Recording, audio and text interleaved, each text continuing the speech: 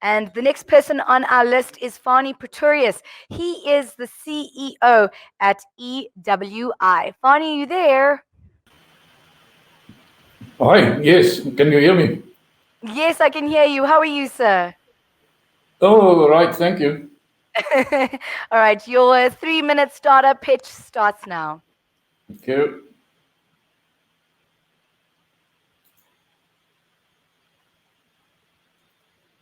By way of introduction, I've got a couple of years of experience in the automotive space. We've been going since 2007, and we've done some vehicle projects in South Africa, Botswana, Jordan, and the PRC. Over the last 2 to 3 years, we've learned many and quite frankly expensive lessons while trying to sell tricycle vehicles like the ones you see. And we heard today a lot of the stumble blocks and why these things don't sell. And we found that the most telling thing was that the banks will not asset-back finance these. So the finance goes back to profitability or either affordability, which puts most small businesses out of the game. So we've changed focus to LDVs, what we call of class L. And the plan is, as you heard as well, to actually create our own market to start. I think that is the only way we're ever going to get going. Now, these vehicles are what we call in the micro class. It's a class L7, which is a European classification. There's a local homologation specification for it. And it's relatively uncomplicated. It uses only 10 kilowatt hours battery pack. It can't go very far, but I think far enough. And it runs at about 12 cents per kilometer energy cost, which is quite telling.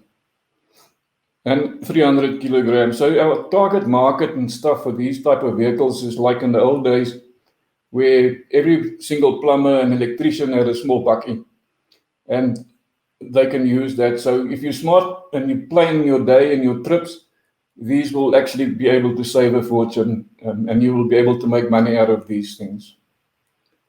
There's a passenger option, which is not our focus, but it might actually find adoption with students, even corporate management staff. If you live in Johannesburg, for instance, you will be able to get to Johannesburg from as far as Hammanskraal and those places at 12 cents a kilometer, which is quite cheap.